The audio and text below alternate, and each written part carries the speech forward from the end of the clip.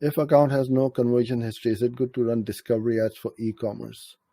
The discovery ads has got nothing to do with conversion history, because discovery is, as the name suggests, really top of the funnel campaign is to get to know your brand. Your audience needs to know you and your brand. So the aim of the discovery campaigns is not to get actual conversions, but to get eyeballs and impressions on your brand, which could be a video, a display, or a campaign, or whatever like that. So again, you are mixing the goals for the campaigns. You will have different campaigns for the conversions, right? So these metrics for discovery would be impressions, CTR, clicks, and so on.